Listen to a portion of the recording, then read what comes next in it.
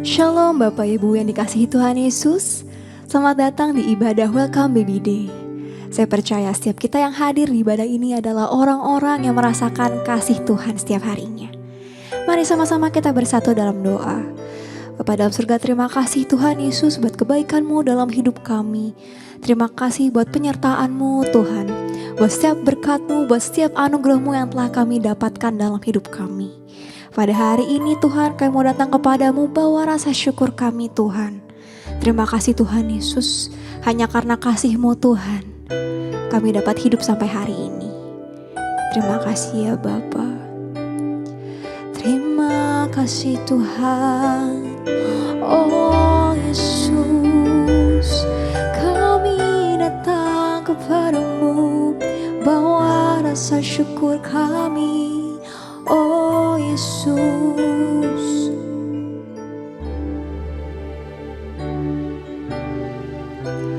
dengan apa ku membalas kasih-Mu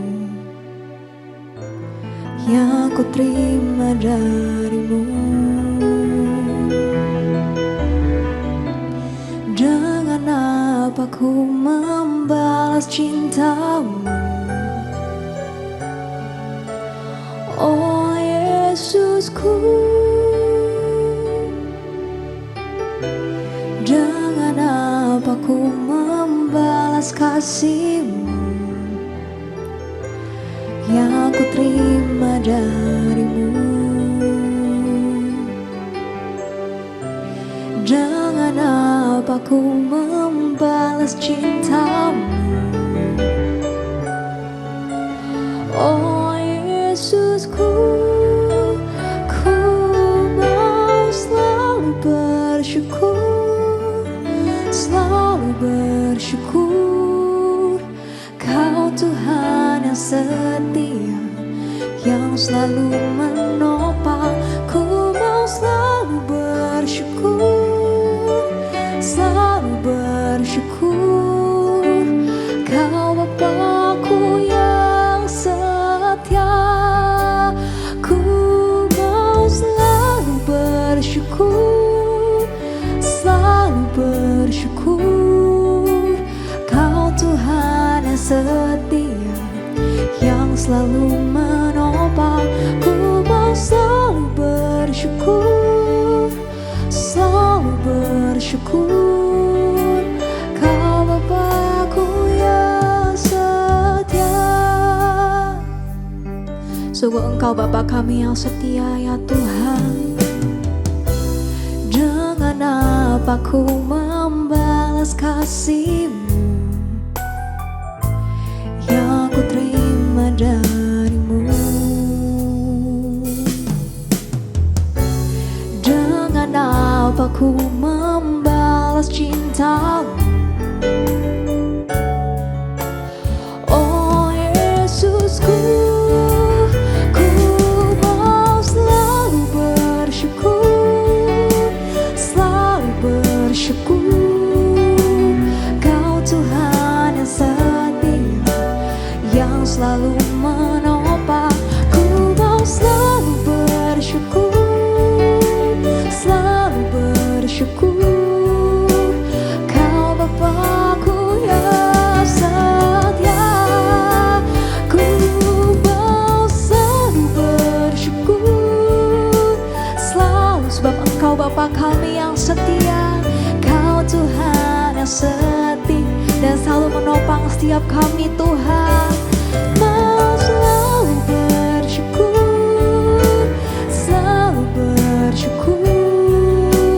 Kau Bapa-Ku yang dengan lembut nyatakan, ku mau.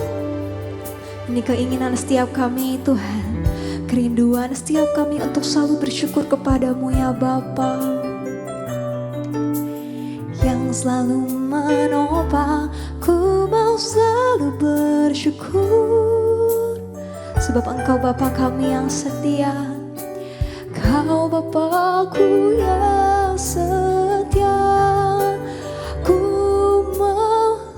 Ini keinginan setiap kami Tuhan. Kau Tuhan setia yang selalu menopang. Kami mau terus bersyukur Tuhan Yesus, Kau Bapakku yang setia. Ku mau selalu bersyukur, selalu bersyukur. Kau Tuhan yang setia yang selalu menopang. Ku mau selalu bersyukur, selalu bersyukur. Kau Bapakku yang setia, Kau Bapakku yang setia, Kau Bapakku yang setia. Yesus, terima kasih Tuhan, kami mau terus bersyukur selamanya Tuhan, sebab Engkau baik, teramat baik dalam hidup kami. Kami mau terus bersyukur Yesus,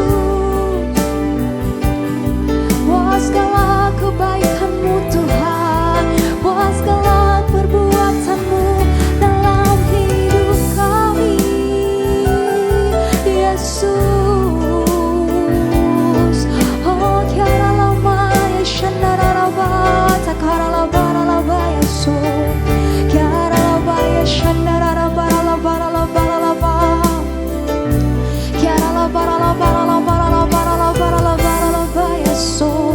Sebab Engkau baik Tuhan, selalu baik, selamanya baik Tuhan. Kami mau terus bersyukur seumur hidup kami Tuhan. Kami mau terus menyembah-Mu.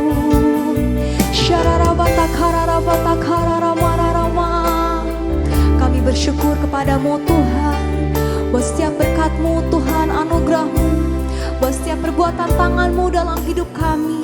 Kami percaya Engkau adalah Allah kami yang baik, Allah kami yang berkuasa atas hidup kami ya Bapa. Terima kasih Tuhan Yesus, terima kasih ya Bapa. Haleluya.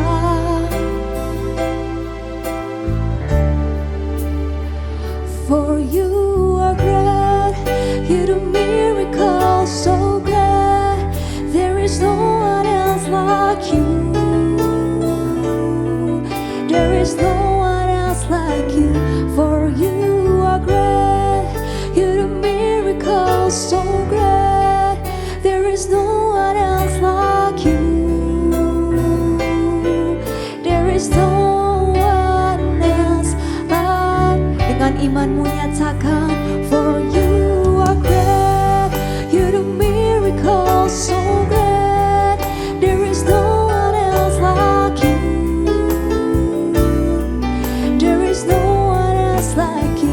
For you are great, you do miracles so great. There is no one else like you. There is no one else like you.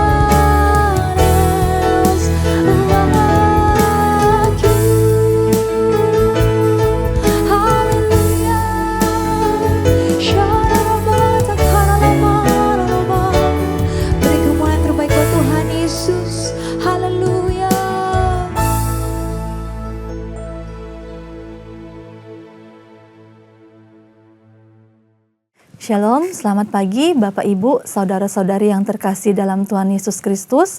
Kembali lagi kita dalam acara Welcome Baby Day. Perkenalkan, saya Dr. Janet Sumampo, spesialis obstetri dan ginekologi. Saat ini saya berpraktek di salah satu rumah sakit di Tangerang.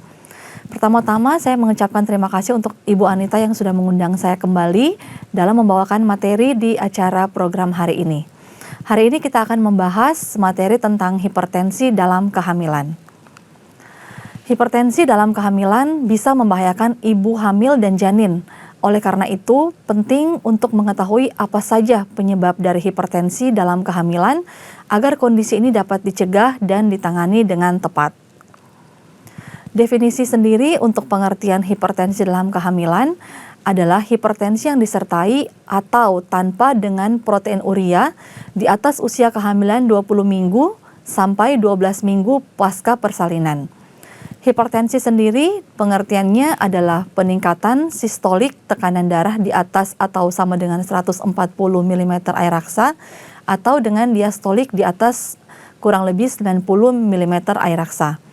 Dengan pengertian protein urea sendiri 0,3 gram per desiliter dalam 24 jam urin kualitatif atau positif 2 sampai positif 4. Untuk pemeriksaan protein urea ini harus dengan pemeriksaan cek urina lengkap di laboratorium. Faktor resiko kejadian hipertensi dalam kehamilan pada primi gravida, seorang wanita hamil yang hamil pertama kali, atau primi paternitas, kehamilan anak pertama pada suami yang kedua. Hiperplasentosis misalnya hamil anggur, kehamilan kembar, diabetes mellitus, hidrop fetalis, atau bayi besar.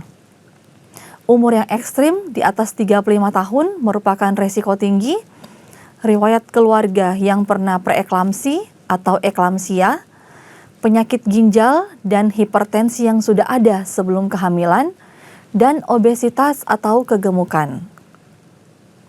Etiologi sendiri sampai saat ini belum diketahui secara pasti penyebab dari hipertensi dalam kehamilan.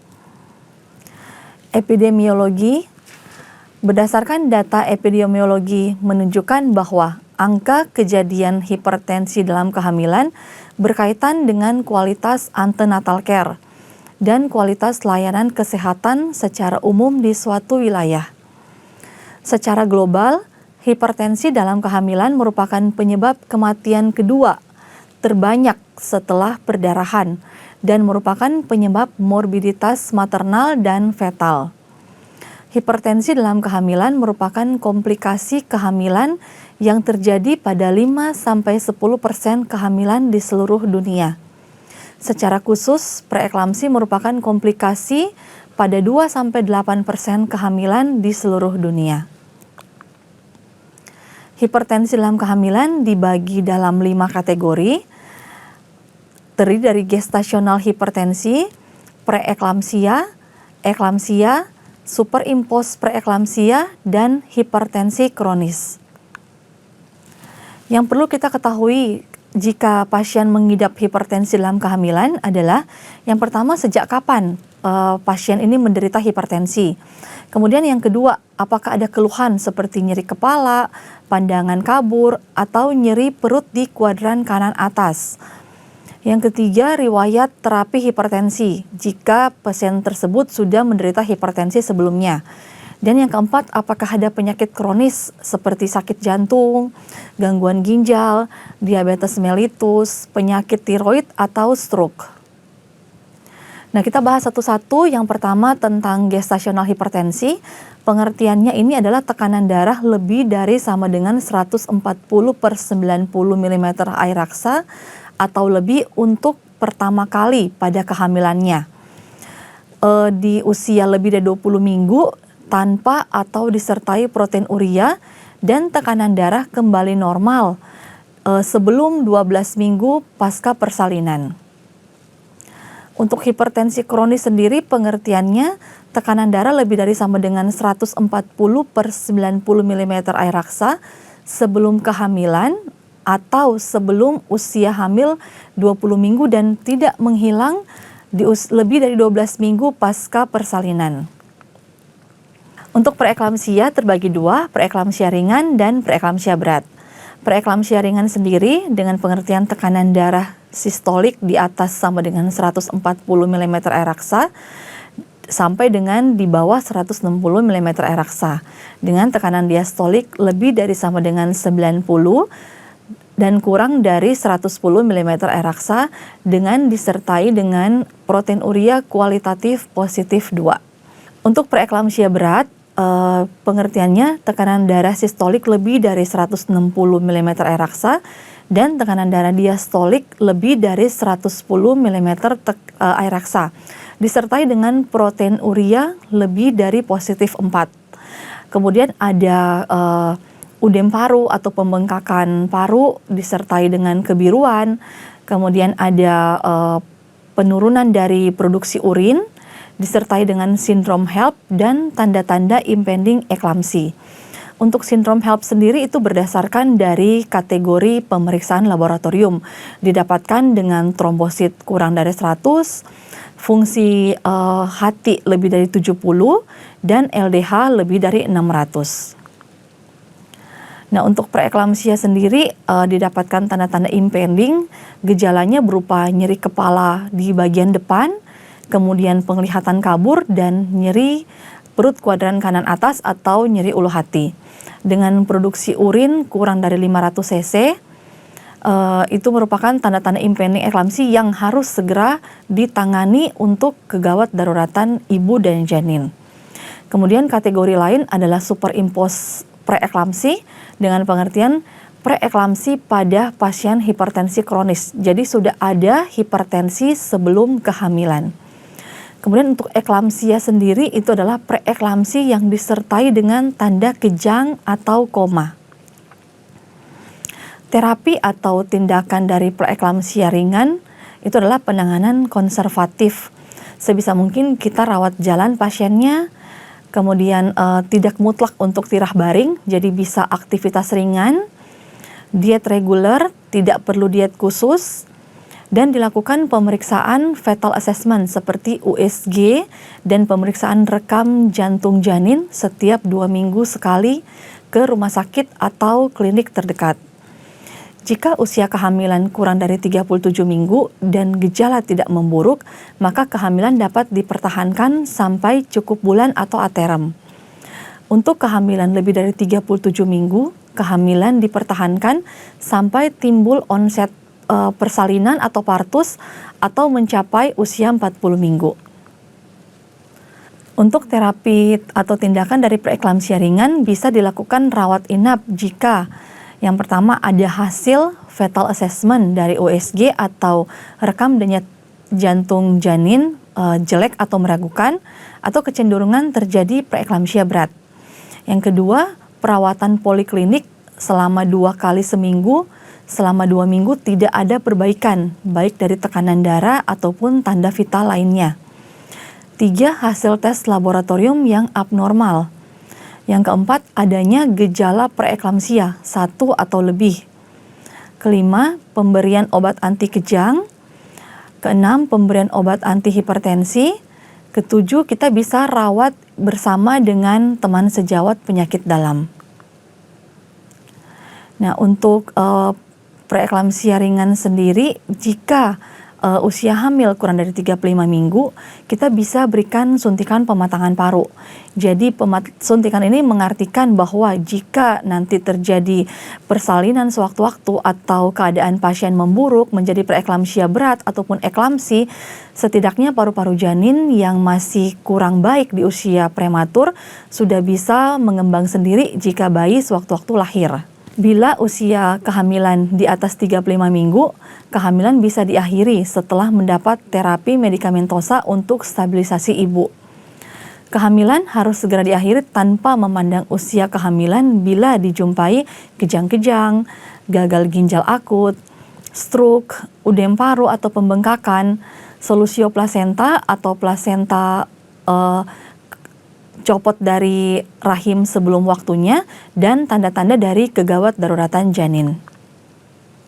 Nah, untuk eklamsia sendiri ini adalah preeklamsia yang berbahaya karena disertai kejang pada ibu hamil bisa terjadi pada ibu yang sudah selesai bersalin ataupun pada masa nifas, disertai dengan penurunan kesadaran di mana sebelumnya sudah menunjukkan gejala preeklamsi dan tidak dapat dibuktikan adanya penyebab lainnya. Eklamsia ini sendiri dari anamnesis kita harus tanya apakah ada pandangan kabur, sakit kepala, bercak-bercak hitam pada penglihatan, kemudian nyeri ulu hati, dan mual muntah. Tapi pada pasien yang sadar. Jika pada pasien yang kejang, kita harus aloanamnesis kepada suami ataupun keluarga yang ada di dekat pasien tersebut. Nah, untuk pasien yang tidak sadar nih, dilakukan heteroanamnesis tentang waktu kapan, tipe, terus selama kejang, kembalinya kesadaran setelah kejang. Menanyakan riwayat tekanan darah tinggi selama atau sebelum hamil. Menanyakan apakah ada riwayat epilepsi, demam dengan nyeri kepala atau kaku kuduk. Dan riwayat kehamilan, persalinan, nifas, dan operasi. Untuk terminasi kehamilan pada pasien eklamsi bisa dilakukan tanpa memandang usia hamil dan keadaan 6 jam bebas kejang.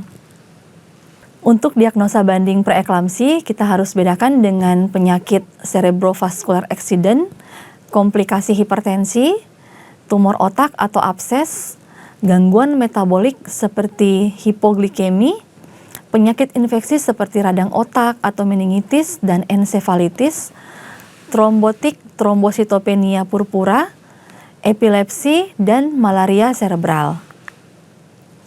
Untuk pemeriksaan penunjang pada pasien preeklamsi, kita harus lakukan pemeriksaan darah lengkap di laboratorium, faal-faal hemostasis meliputi waktu perdarahan, waktu pembekuan, LDH, fungsi ginjal, fungsi hati, urin lengkap, dan lipid profile.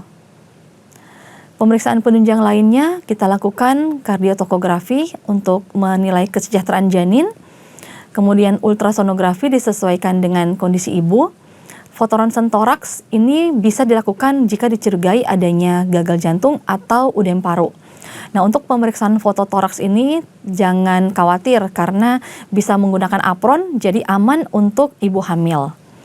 Kemudian lakukan CT scan jika ada indikasi gejala kejang yang tidak khas, kejang berulang pada pasien yang sudah mendapat pengobatan, penurunan kesadaran, gangguan neurologi vokal, kesadaran tidak kembali cepat atau tidak pulih kurang dari 48 jam, dan kemungkinan penyebab lain seperti tumor otak.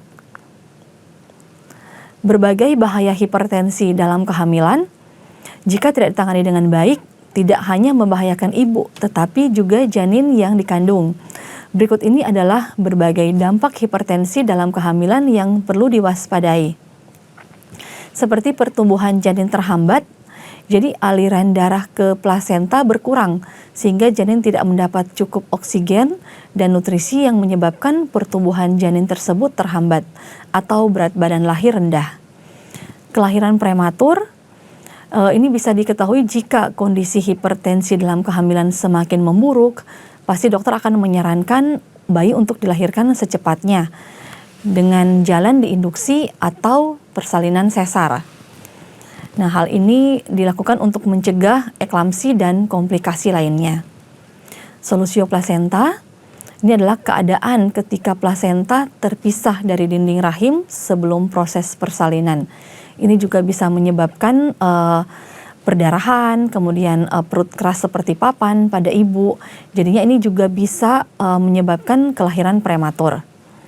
Nah, yang selanjutnya penyakit kardiovaskuler. Preeklamsi dapat menyebabkan resiko terjadinya penyakit kardiovaskuler setelah melahirkan seperti penyakit jantung dan stroke. Nah, ini bisa menyebabkan juga persalinan prematur. Jadi semua ada keterkaitan bahaya hipertensi dalam kehamilan. Selain itu, hipertensi dalam kehamilan yang tidak terkontrol juga dapat menyebabkan kerusakan pada organ tubuh lainnya seperti otak, jantung, paru-paru, ginjal, dan hati. Dalam kasus yang parah, kondisi ini juga dapat menyebabkan kematian ibu dan bayi. Nah, untuk terapi sendiri, Dari preeklamsia, kalau seandainya tidak ada kejang, kita tidak perlu memberikan obat anti kejang, cukup memberikan obat anti hipertensi untuk menurunkan tekanan darah dengan pencapaian MAP 106 sampai 125 mm air raksa. Dan kita memperbaiki keadaan ibu, distabilkan terlebih dahulu. Jika didapatkan keadaan kejang, tentunya kita harus memberikan obat anti kejang. Dan semua pengobatan ini kita berikan di rumah sakit atau klinik yang sudah berbasis kompetensi. Untuk prognosis dan komplikasi hipertensi dalam kehamilan tergantung pada kondisi klinis ibu, janin, komorbid, apakah ada penyakit penyerta, dan pengelolaan yang dijalani pasien. Secara garis besar, hipertensi dalam kehamilan tentunya akan meningkatkan resiko morbiditas dan mortalitas pada ibu dan janin. Kesimpulan, untuk edukasi dan promosi kesehatan mengenai hipertensi dalam kehamilan, yang terpenting adalah melakukan pemantauan secara berkala dengan antenatal care dan perencanaan persalinan dengan mengelola resiko ibu dan janin menjadi seminimal mungkin. Oke, terima kasih. Semoga materi hari ini bisa bermanfaat untuk Bapak Ibu yang sedang mempersiapkan kehamilan ataupun yang sedang menunggu buah hati. Terima kasih, Tuhan memberkati. Shalom. Gembala dan seluruh pengerja GBI PRJ CK7 serta jemaat Tuhan mengucapkan terima kasih kepada Dr. Janet Sumampau MBiomed SPOG yang telah memberkati kita semua melalui penyampaian penjelasan perihal hipertensi pada kehamilan. Tuhan Yesus memberkati dokter dan keluarga berlimpah-limpah. Amin. Berikut kami sampaikan beberapa pengumuman. Ibadah minggu depan tanggal 5 Mei 2024 pukul 7 dan 9 waktu Indonesia Barat dilayani oleh Evangelis Indri Pardede. Pukul 11.30 waktu Indonesia Barat, dilayani oleh Pastor Randy Junan di BSC. Pukul 16.30 waktu Indonesia Barat, dilayani oleh Pendeta Henry Salak Parang. GBI PRJ Mandarin, pukul 9 waktu Indonesia Barat, dilayani oleh Pendeta Dr. Yanto Simko Putra MD PhD. Ibadah raya disertai juga dengan ibadah King's Kid, ibadah anak berkebutuhan khusus, Little Blessing Toddler, Sekolah Minggu, Joshua Generation Kids Church English Service, Junior Church English Service, 316 Youth English Service, dan 2 PM Service. Sehubungan dengan libur nasional Hari Buruh Internasional pada hari Rabu tanggal 1 Mei 2024, maka diinformasikan doa fajar, Bible Study dan kantor OTP CK7 pada hari tersebut diliburkan dan aktif kembali pada hari Kamis 2 Mei 2024.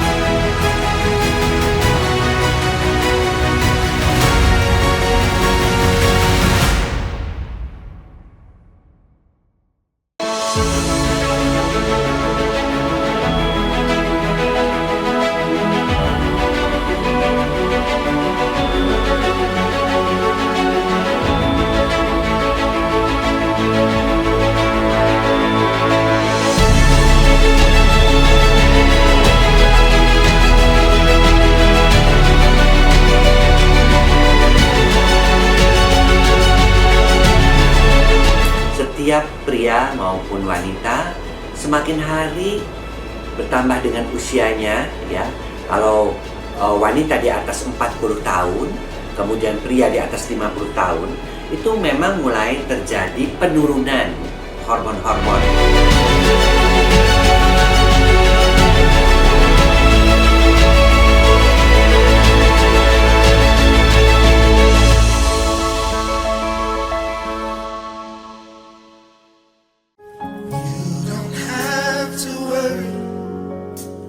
And don't you be afraid. Joy comes in the morning. Troubles, they don't last always. And if your heart is broken, just lift your hands and say this with us. Oh, I know that I can make it. Hallelujah.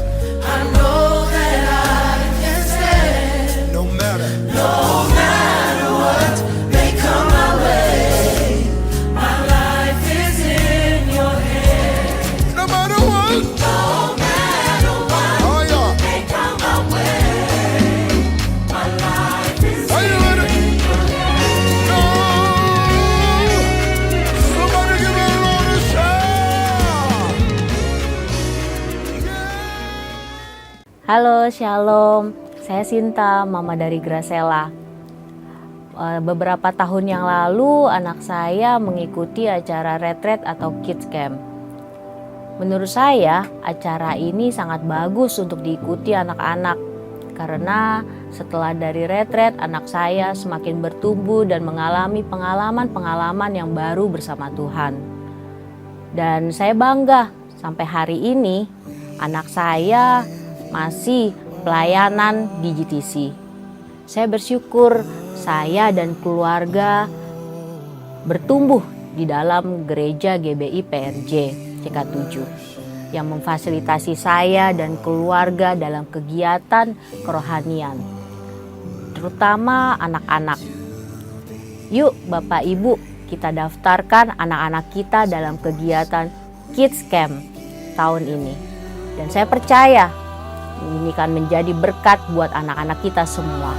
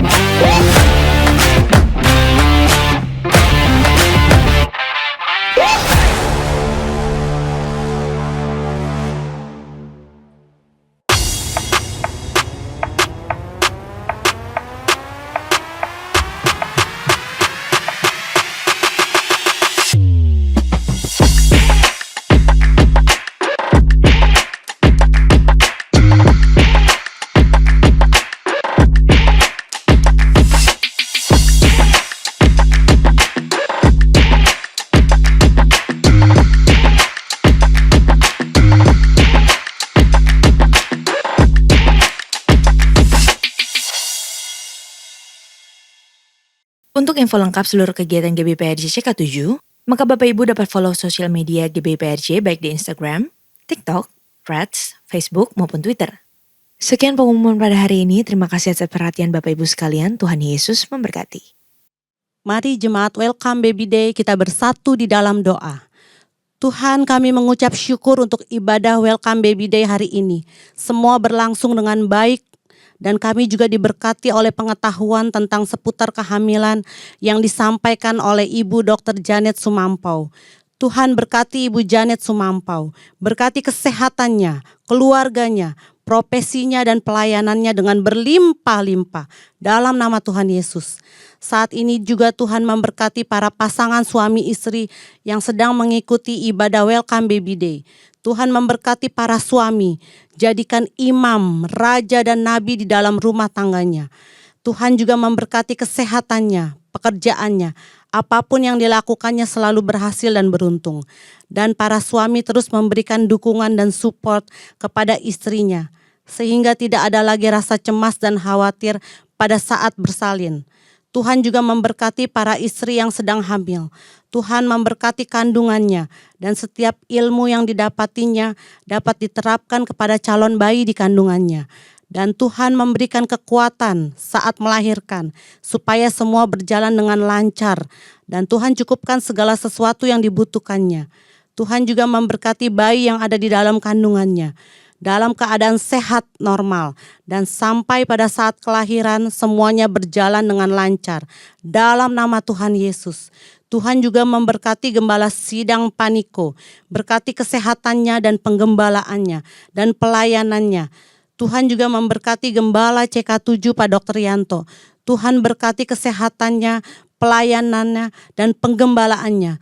Untuk menjadikan kami semua umat yang layak di hadapan Tuhan. Tuhan memberkati bangsa kami Indonesia. Berkati Presiden kami Pak Jokowi dan wakilnya Pak Maruf Amin. Berkati kesehatannya dan kepemimpinannya atas bangsa Indonesia. Semakin maju dan sejahtera. Mari jemaat Welcome Baby Day. Dan tiba saatnya kami menerima doa berkat melalui hambanya. Jemaat Welcome Baby Day yang dikasihi Tuhan, mari kita siapkan hati untuk menerima berkat. Terimalah berkat yang berlimpah-limpah dari Allah Bapa, kasih karunia dari Anak-Nya yang tunggal Yesus Kristus, dan penyertaan yang manis dari Roh Kudus, menyertai kita mulai hari ini sampai Maranatha, bahkan untuk selama-lamanya. Haleluya, amin.